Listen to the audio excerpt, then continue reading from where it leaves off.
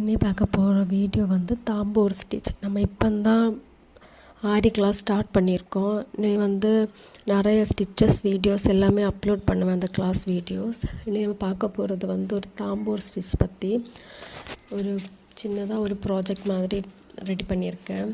இது எப்படின்னா, முதல்ல வந்து நம்ம ஒரு பிக்சரை டவுன்லோட் பண்ணி எடுக்கணும். நான் வந்து தீபிகா படுகோன்னு வந்து டவுன்லோட் பண்ணி ஒரு A4 ஷீட்டில் பிரிண்ட் எடுத்ததுக்கப்புறமா கார்பன் ஷீட் மேலே வச்சு நான் ட்ராயிங் பண்ணியிருக்கேன். அதுக்கப்புறம் இந்த தாம்பூர் ஸ்டிச்சை பொறுத்த வரைக்கும் முதல்ல நம்ம வந்து அது ஜுவல்லரி தான் செட் பண்ணணும். அதனால் ஃபஸ்ட்டு நெட்டி சுட்டி அதில் வந்து ஸ்டோனும் அதை ரவுண்ட் அவுட்லைனுக்கு வந்து sugar beads, golden colour sugar beads, அதுக்கப்புறமா பேர்ல் வச்சு ஸ்டிச் பண்ணதுக்கப்புறமா அந்த பேர்லை சுற்றி க்ரீன் கலர் சுகர் பீட்ஸ் வந்து ஸ்டிச் பண்ணி எடுத்திருக்கேன்.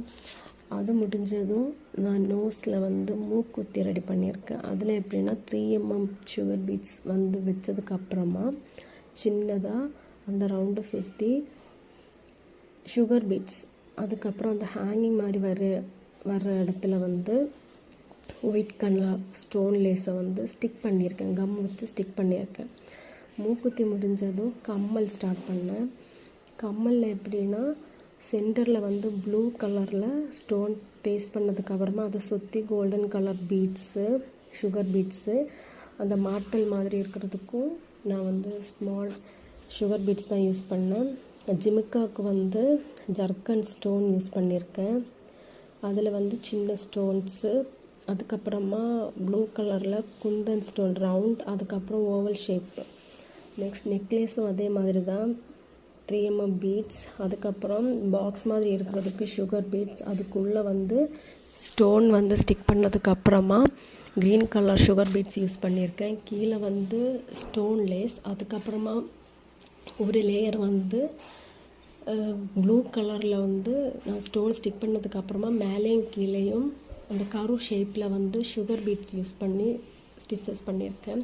அந்த சுகர் பீட்ஸுக்கு நடு வந்து சின்ன சின்னதாக ஸ்டோன் யூஸ் பண்ணேன்.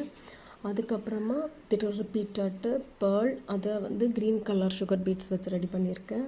திரும்ப அதை சென்டரில் இருக்க கேப்பில் வந்து ப்ளூ கலரில் குந்தன் ஸ்டோன் சின்னதை வந்து ஸ்டிக் பண்ணி வச்சுருக்கேன்.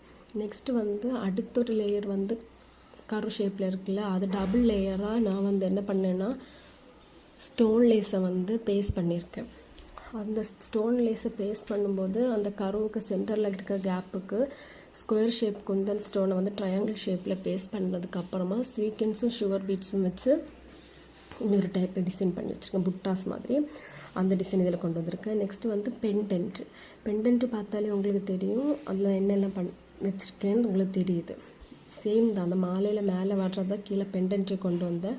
அதுக்கப்புறம் வந்து நம்ம சில்க் த்ரெட் தான் யூஸ் பண்ணணும். ஃபஸ்ட்டு ஃபேஸை வந்து கம்ப்ளீட் பண்ணணும், அதுக்கப்புறம் நெக், அதுக்கப்புறம் தான் ட்ரெஸ்ஸுக்கு நம்ம போகணும். ஃபஸ்ட்டு ஃபேஸில் சென்டராக ஒரு வரை போட்டு ஒன் சைடு ஃபினிஷ் பண்ணதுக்கப்புறம் தான் அடுத்த சைடு ஃபினிஷ் பண்ணணும். அதுக்கப்புறமா ஷால் வந்து இந்த ஜுவல்லரியை பேஸ் பண்ணி தான் நான் ரெடி பண்ணியிருக்கேன். அதில் வந்து பார்ட்ரு வந்து ஹெவியான ஒரு work, 3mm beads, sugar, stone lace, kundan, க்ரீனும் சுகர் பீட்ஸ் எல்லாம் கொடுத்து நான் வந்து ரெடி பண்ணி வச்சுருக்கேன். இதுதான் இப்போ ஃபைனலாக வந்து சின்ன ஸ்டோன் வச்சு ஒர்க்கை முடிச்சிருக்கேன்.